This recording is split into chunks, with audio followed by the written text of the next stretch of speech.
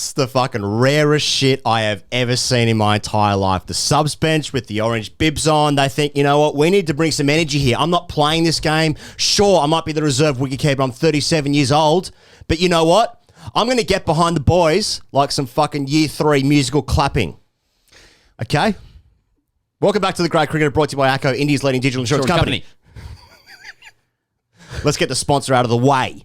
Okay? Get out of the way, ACO. I'm clapping in between overs. But like, stay with us, ACO, as well, obviously. Oh, stay with us, watching. Yeah, I've got to pay rent. Yeah. Okay, yeah, let's start with the most important thing. Yes. Do you want to... I mean, I saw your tweet about this. Do you want to just set this up, what this was? Not everybody watches all of the cricket every ball like we do. They come into this, they want to know what's happening in the game. Yeah. Like, so why did we clap like that? I'm trying to figure out myself, mate, why they were clapping. So the subs bench, there was about 6 of them on the bench. Siraj, Sahar, whoever else, I guess Ishan is there as well. They're clapping in between overs in a rhythmic 1, 2, 1, 2, 3. Yeah. India's bowling.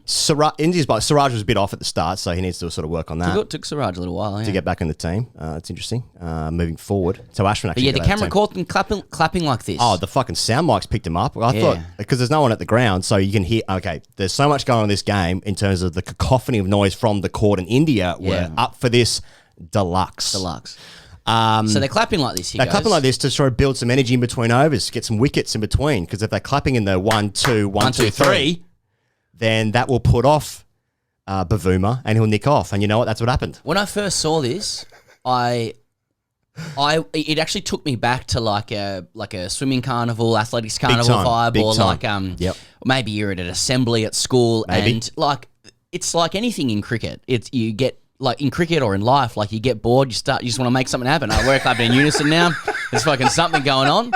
That was my first thought. It's just like, it's cricket, and why haven't we clapped like this before, really? And it is quite a kind of a juvenile thing to do. Yes. But then, you know, because we like to attack and analyse things thoroughly, we were discussing this off air, and I think, you know, your tweet was, this is the rarest gear I've ever seen. Some rare gear. So like the other side of it, I was like, okay, like maybe as a lot of the people, the reply guys underneath advise, you know, it's a certain beat that's taught in Indian schools or whatever. School stuff. Like it's some fucking spiritual shit going on. Like it's more potion stuff. I don't know how 100%. I'm meant to deal with it. Yep. Like Kohli's kind of making him do it. So there's some alpha shit going on there. Like trying to give and then I'm like, nah, I also did shit at school, and that's fucking rare. I don't do that anymore. Don't want to, like, this may come across like, now, you know, here's a couple of white guys telling Indian people. We'll tell you how you're meant to enjoy and celebrate and win and whatever. I'm not, it's just I'm sorry. Kids clapping in unison. I'm sorry. I'm playing cricket. Yeah. If this is my own toxic shit, then so be it. But it's just like, almost definitely. What's that? Hey, mate, if I'm playing a game... Good players. Hey, lots of good players. Good players, really good players. Really good. Not great clappers. Don't know. Mate, if I was playing a game of threes and... Oh, my God, it'd be fucking riots. Let's say it's Gordon versus, let's say, Randy Peets. Got it. And we're down at Coogee Oval. Yeah. Okay? One of my favourite places ever to play cricket. And then the opposition team, whilst I'm batting, the opposition subs, like the 4th grade come down and they start going... Fucking hell. They bring fucking Green Shield boys here or something? That's it. I'm done. That's cricket done for me. Yeah. But at the same time... How low would the jaws drop? Like, I think the game would stop. People would fucking drop their bat, and the jaw would be low like the fucking Scream mask. Well, you know? Well, Sydney Test Cricket would now have 19 clubs because that club is fucking gone. That is gone. Now, of course, we're bringing some toxic shit into this, but my overriding feeling about this at the moment... Because we're getting to the 3 things, and do you want to just tell me what the first thing is? Oh, it's BUMRAH's 5. It must be the fucking best time ever to be an Indian cricket fan. Oh, yeah. Because now they're not just like spinning us out, you know. Yeah. They've always had that, okay? They've always had Ponting can't play there. He was good, not in India. Harbhajan gets him, you know. But they want the away stuff now, and now they're getting BUMRAH through the chest shit. Now they're getting Gabba, some fucking India C team beating us at the the place no one can ever beat us. Yeah. And now they've got their subs clapping in unison. Yeah. This must be the most fun you can possibly have. Yeah. It's Asian century. So mate, exactly. It's rare as shit, but That's Gotta be fun. It's been Kohli's thing, hasn't it? Like, Yeah. obviously we're not into this game at all yet, but like Kohli's been like, listen, like everyone knows what it's like for an Indian team to just decimate you in India. You know, Yeah, we know that rhythm, we know that dance, we know that waltz. It's a rite of passage. We participate willingly. That's what happens. But they've been pushed around for a long time, and now under Kohli, they don't take shit from anybody. Yeah. And I think that might be the satisfying thing about BUMRAH, for example, like picking a fight with a 21-year-old bloke. But to us, he wanted no part of, by the way. To us, it's like, all right, come on, Jasper. Cool your bowler. jets. Just call your jets. Don't know, is he the right target? Like, you're up here anyway. Yeah. But by the same token, they're just like, it's time. Like, India are chesting people now. Yeah, exactly. And it's being enjoyed. And if you're Indian, you'd enjoy it. So fucking fair play. Oh, yeah. We'll try and come in over the top, sort of deciding how you're meant to enjoy it because we've got our own problems. That's right. And that's just us. And you know. But we'll be decimated too. Yeah. You know? So the highlight. I did notice with Jasper BUMRAH, by the way, 27 tests, only 3 of them at home. So he's playing on good decks, you know. Yeah. He's been quite lucky, actually. Yeah, a couple of good catches, a few favourite take him at home, mate. So. Yeah. The highlight of the day, I think, by judging by the online reaction, was BUMRAH getting Mark Jansen out. Yeah. Mark Jansen out. And the whole thing stems from the previous game there at the Wanderers where Jansen's bowling an over a short stuff to BUMRAH. BUMRAH gets hit, then he starts fucking rubbing his shoulder. Then he's like beckoning Jansen, who's like trying to walk back to his mug. He's beckoning. He's like, "No, let's fight now." Yeah. Jansen's come here, young boy. It's this little 21-year-old boy, and then he bowls him next game because it's BUMRAH and he's really good. But that's and also BUMRAH fucking wound it up for this spell. He was bowling like 90 mile an hour. He was bowling some quick bumpers. He was bowling quick BUMRAH. That's actually the quickest I've ever seen him bowl. Let's speed through this innings. So South Africa resumed at 17 for 1. Yes. And I want to begin with Aiden Markram, Higgins, who you nailed on for 100 before then putting a caveat in there saying, no, or maybe he won't. Yeah, and I was right. You were right, yeah. No, Markram looked the goods, mate. He has 60 runs this series at 12. It's the least number of runs of any top order bat from both sides this series, and Firdaus Munda's wondering if he needs to go back to first-class cricket. Yeah, mate. He was nailed on. I think he did biceps, so he's back in biceps this morning. Hey, even Firdaus said it in the piece, he's like, easy on the eye. It's got to be said. But I actually thought, my first thought with that it was a second ball of the day. Second ball, second seed. I originally thought it was a horrendous leave in the sense that it looked like, and we've all been here, it looked like somebody looking for a leave in their innings. It's like, I want to leave the ball. Yes. Right? So if it looks like it's leavable, I'm going to leave it. Yeah. Then there was a camera angle from over Rishabh Pant's left shoulder. Right. And this is a good camera angle in Newlands. Yeah, you can see it from almost the batter's perspective. People are like, it came back sharply. It did seem in, but it just had, if you look again, because no one else did except me. Yeah, that's right. It looks like it's about to shape away just before it lands. So it does, BUMRAH's ball does, from an angle, he comes from an angle, it looks like it's shaping away, then seams in and takes the off peg. It's still a bad leave, but like, it just goes to show how hard it is to play this coach. Oh, yeah, you know? Of course. So he was still lucky to get that wicket, I thought, because I had 3 men behind square. It should have been no ball. And Markram was fucking in unbelievable form. He was in good just nick. eyeing off at 100 there. Nick. Okay, other shit. A lot of deliveries falling short of third slip. KL Rahul then sort of spills one. Oh, did he? Yes. Yadav to Maharaj. Yeah. That was weird to me. Like, it looked like a straight one. He looked like he was just ambling in boys to me as well. But it's 141 Ks through the gate. Maharaj. Maybe he's shaping away, gets it in. I don't know. That's boys for you. I thought the same thing with Van der Dussen, who I thought it wasn't a long half volley. No. But it was close enough to a half volley. And Van der Dussen, after lunch, he tried to run himself out twice. Yeah. He had a bit going on there, cat in the hot tin roof kind of gear. Yeah. And then he nicked kind of a half volley. Sort of steadied the ship. Like South Africa 45 for 3, but they got to 100 for 3 at lunch. Yes. And then, the Van der Dussen stuff.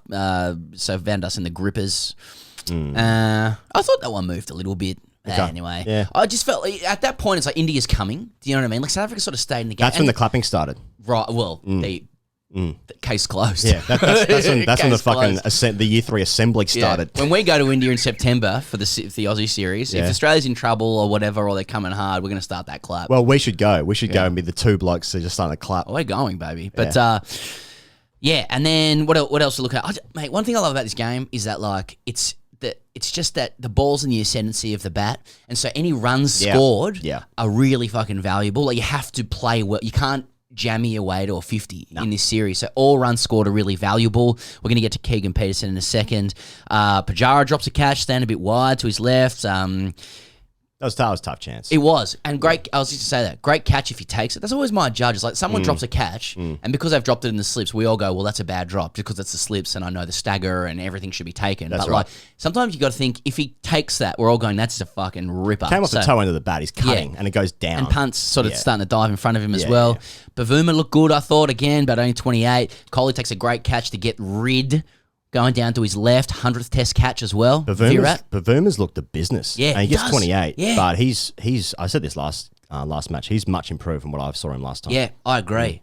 Varane, he's got a 1970s, 80s technique. He hits the ball on the move. His bat comes through before his feet are there. Yeah. He pokes his bum out. He looks like Ian Healy, harsh on Healy. Yeah. He seems a million years late on everything. You talk about a downgrade from Quinton de Kock. Hell yeah. Yeah.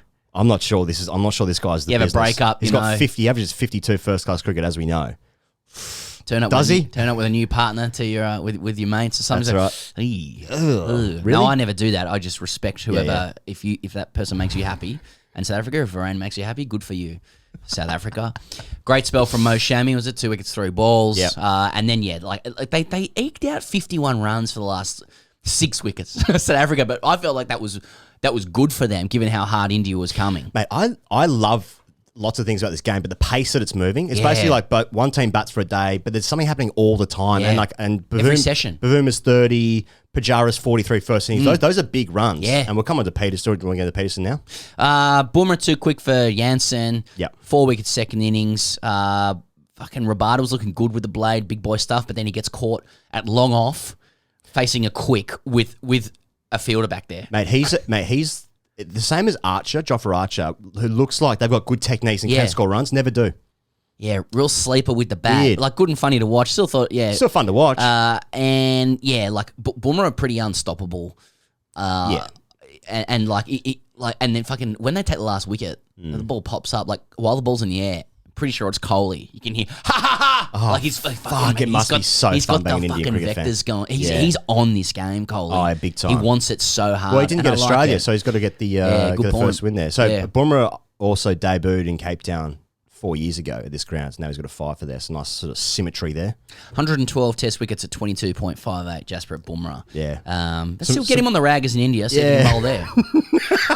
27. Yeah, mate. He is the business. Okay, Keegan Petersen. I just want to say, bright and fluent, punching it nicely through the offside, runs against this mob, is a real feather in the cap. Yep. And I just want to tell a story. Watching him overnight, my wife was on the couch, so I just want to be clear. She wasn't really watching the cricket, but then she saw him reverse sweep, and she went, wow. Like, she never comments on the cricket. Yeah. And I had to ask her again. She said, he has really flexible psoas muscles. That's... I was like, what the fuck do you say about him? What the fuck do you say? What the fuck's that? Yeah. What are you looking at? What is psoas muscle? Psoas, a psoas muscle, PSOAS, I think, is through the hip flexor. Oh, it's the reverse of lunging backwards. So he's come forward to play the reverse dog. I said he's just reverse dog. Yeah, reverse dog in there. This is the reverse dog. Yeah. Next time you're describing that. Yeah. So anyway, I just wanted to say, I think Petersen is the business. I think he's long term. I thought he was much younger than what he is. He's 28. Okay. And is it because he's sort of lithe and I suppose so. But also because he had a bit of under 19 prodigy gear about him. Right. But apparently his dad played cricket with Erasmus, the umpire of this game. Nice. They played against each other. Okay, so nice. a bit of match fixing stuff there. Why? I don't know. I hadn't said match fixing this episode. Oh, okay, right. To get that in. Right. It's part of the sponsors negotiation. Got it. Sort of 3 or 4 times a week. Only 100 in this series, Pez, which is KL Rahul. There's been a 96. There's been some 70s. Yeah. So, runs tough. That's why, that's always the best test cricket, though. Ball on the ascendancy. I agree. You can't fake your runs. Mate, 220 is enough runs for a game of test cricket. I don't need to see 500. 40's fucking good, too. Exactly. So that's why, but Bavuma's only been making 30s, 40s, but they've been important runs. They have been. And it's hard to look good scoring runs here. Okay, final thing, day 3, what are we looking at? So firstly, Kohli and Pujara, 33-run stand. Yep. I like saying that. It's important. Yep. India are 70 ahead now. Yeah. 2 wickets down. Yeah. Mate, Rabada's looking good and hot and he wants it. Yeah. mate, Cape Town, like, you're not even allowed in the ground, and Rabada's taking wickets, and I can hear some fucking yipping and yahooing. Like, it makes me really sad there aren't more people there. Yeah, big time, There's some energy music on this. Can you hear the music? There's some bong. It's electric. Yeah. What was that? Some fucking like Sean Paul style music. If anyone can find what music was being played in between, like after wickets that South Africa had taken, lengthening shadows, shit. South Africa coming hard, mate. This is a good test. It's a good series. It's a good series. Rabada big boyed Mayank off, and KL Rahul could catch second slip, fading light, oohs and ahs every ball, and then like. After the day's play, I don't know what is the name of this song. It's really famous. Wah wah wah wah wah wah with the fucking sax. Wah wah wah wah. You know that one? No. Well, you wouldn't. I can get Shazam up and they could probably show me. That was probably excellent. with the way I did that. Yeah. I just was that Celine Dion? My Heart Will Go On. That's the one. No. And you know what? My heart will go on. Technique as well. Yeah. So how's anyway, the sax on it? Yeah, it has the sax on it. Right. So it's game on. I think the first hour could well decide it. Okay. Or it might not. The first hour could be crucial. If India lose 1 wicket in the first session and get like 70 odd runs, they'd be 150-ish ahead with 3 in hand, and then that could change the next hour straight away. So I don't know. But I think 275 is going to be tough, I reckon. Today, this game, day 2 was supposed to be a good batting day, but it wasn't really. It still nibbled. But we saw in the last test match, which was a different place, entirely different wicket, different circumstances, different players. Yeah, completely incomparable. But let me compare it with this. The wicket got better to batter as the game went along. So maybe 275 isn't enough. But I think 275 is going to be a tough chase. 300 definitely wins it, I think.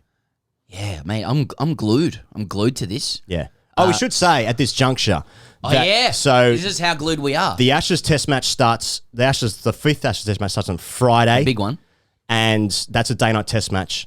We're going to do the night session live stream here on YouTube, obviously. We're going to do the live stream for the final session of day 1, which is actually the same time as the first session of day 4, which I think how it's going to work out is that India will be trying to bowl South Africa out while South Africa try and chase these runs to who decides the series. So it could be good. We're going to try and cover both games. We are going Neither of them very well. We are going to live stream 2 games at once on Friday night in Australia. There's some under 19 stuff as well playing, so we'll try and cover that. So it'll be about 2 p.m. or so in India on Friday. Yeah. And there's going to be a bit going on. We're going to have both live scorecards. Yeah. This is the future, baby. Yeah. I don't know what that means. We're just going to have a couple of beers and talk about some shit. Yeah. So looking forward to it. I haven't been in the live stream saddle for a while. We haven't been. There's some other stuff going on. #AskTGC. Thanks to Akko. Rahul Magani writes in, boys, I realise that no one in Australian team now consumes chewing gums while on the field. Growing up, I used to see punter chewing gums and doing amazing things on field. That is alpha stuff to me. Just the Aussie players chewing gums and looking at the pitch and doing side mouth. Do you miss that stuff? I remember Aaron Finch used to do that. But yeah, who the fuck watches Big Bash when you have test matches scheduled? Thoughts? I think this is a great question. That's fucking perfect, Rahul. Yeah, that's a good observation. We're running over time, but that could be an entire episode in itself. Yeah, I also like the phrase chewing gums. Something like you do when you're 19, you go to a club. Chew some gums last night. But yeah, that's the epitome of safety. Finch still does chew gums. Is Marnus a chewer? Got him down as a chewer, and and I started thinking about chewing gum, and like, is Warner a chewer? Warner may be a chewer, but if he is, he's not an open mouth chewer, and there's some class shit within that. So if Marnus is chewing a gum, he's opening his mouth, but some people like to chew the gum just on the front teeth, and they keep their mouth closed, which is probably better manners. Steve Waugh was the epitome of safety there. He wouldn't open his mouth. BP sunglasses.